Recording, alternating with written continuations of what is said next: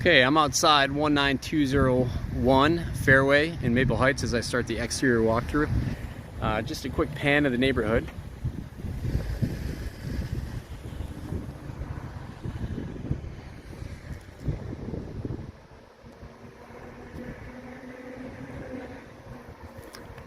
As we get started, I wanted to discuss the roof, which is on the older side. I'd say over 20 years at this point. You see there is some wind damage up here with two missing shingle tabs. And they've also added heating cables here, which is done to prevent and reduce what's called ice damming. So you definitely want to make sure those are operated during the winter time. We'll talk more about the windows inside. You can see we have a loose screen here. There is a new hose bib on the rear of the house, but this one is not really connected or operable at the moment.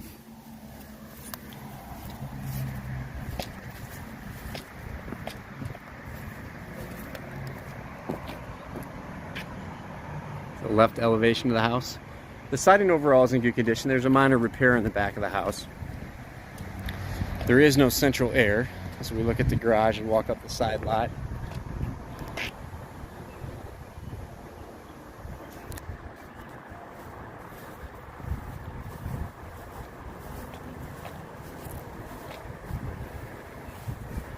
You'll see this bathroom window is damaged. I'll also shoot the video from inside, but it looks like somebody threw an object through both the storm and main window of the house. So there's some repairs noted to the windows. As we go through, just a shot of the right elevation. This is kind of interesting. The main service drop is the original 3-wire, but it appears the meter is rated for 100 amps of service. It's very difficult for me to determine that. It really requires an electrician. However, it appears the home has 100 amps.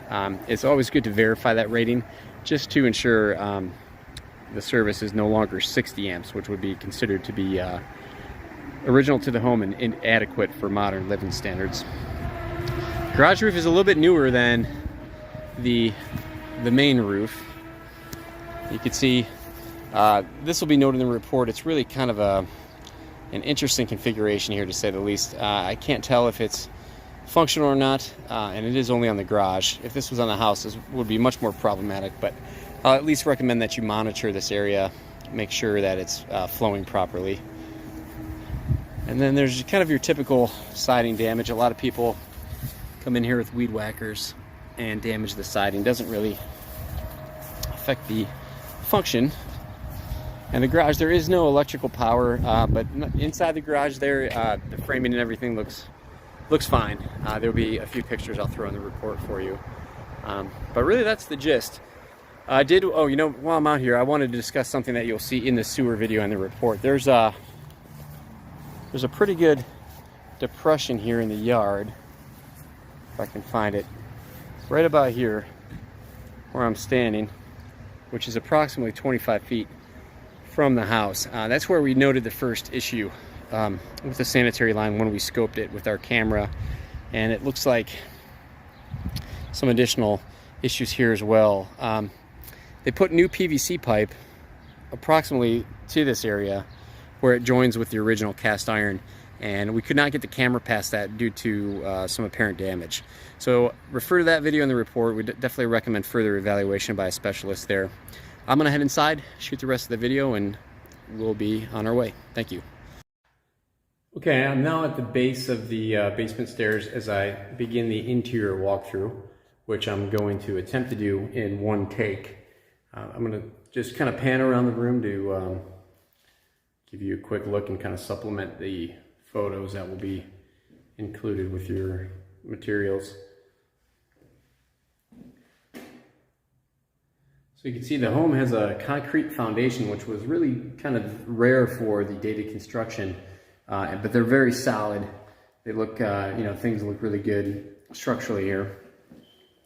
You'll see, note in the report, there's some mold or mildew on this corner of the wall here. Excuse me. And that's the discoloration you see. There's some more mold towards the front section, kind of typical. It'd be good to run a dehumidifier down here. As you'll see in the report and also in the camera pipe inspection. It was a really good idea you opted to do this, because we did note some damage about 25 feet out into the pipe. You see they have replaced some of it with PVC, but where it meets the original cast iron appears to be leaking. It also appears that some flooding may have occurred in this basement space here. If you can see, there's some corrosion on these steel columns and also some wear on the wood 2x4 wall studs here. So it looks like this more than likely backed up, which caused them to at least replace some of the pipe. However, there's still some issues there. You see some other evidence of elevated moisture in the basement here with some of the surface corrosion on the gas lines. So definitely, as you see in the report, we'll recommend further evaluation by a plumber for repair replacement. Likely replacement will be needed there. The electrical panel itself is okay. There's a few minor wiring corrections, and of course we have knob and tube wiring, which is the black round wire you see at the top right corner of the panel there. Very common for the date of construction, and the outlets throughout the home are configured correctly, so there's no further recommendations there. Newer mechanicals here, a 2020 date on the water heater and a 2019 date on the furnace. Some smaller things, I always recommend that you replace these flexible water supply lines here. Especially, you see this one's in contact with the flue pipe, which gets really hot, and that can lead to flooding in the basement, if that line were to burst.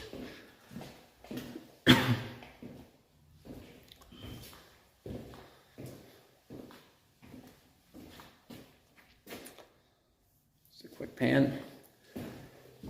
You see in this area there's some sort of foam insulation repair. But here's where you can see some more mold and mildews kind of trapped up between the floor joists in this area here. So really, it's such a limited area, it'd be good to just have that sort of surface cleaned, and again, run a dehumidifier in the space. Look at the water main. You have copper coming in. All right, so I'm gonna head up the stairs here. You'll see there's a few things with the stairs: loose handrails, trip hazards like this loose material, and a cracked stair tread at the attic staircase. The home has a mix of windows. Quick pan of the kitchen here. There's some newer vinyl replacement windows. You can see this clouding here in the pane is a failed thermal seal, and also a cracked frame down here. There's no outlet servicing the kitchen countertop. You do have one along this wall, but really there should be one every 2 feet, I believe, in a kitchen. As we walk into the living room, again, I noted there's a mix of windows. These are older aluminum framed windows. Nothing wrong with the aluminum windows. They're just kind of antiquated. They're not going to be as energy efficient. No need to replace them, with the exception of heading here first, since we're on the subject of windows. You can see an object has been thrown through this window. It's damaged the interior window and also the storm window on the outside of the house. Of course, that should be replaced, but you have a newer fiberglass bath surround. Two bedrooms on this floor. You can hear the smoke detector chirping as well. That obviously will be a recommendation in the report to replace all smoke and carbon monoxide detectors in the house. It's another quick pan here.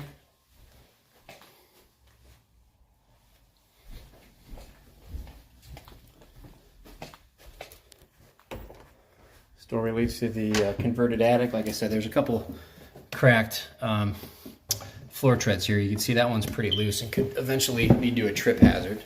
You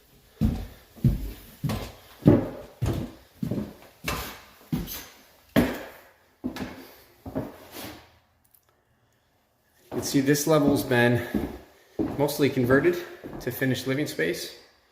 Hardwood floors.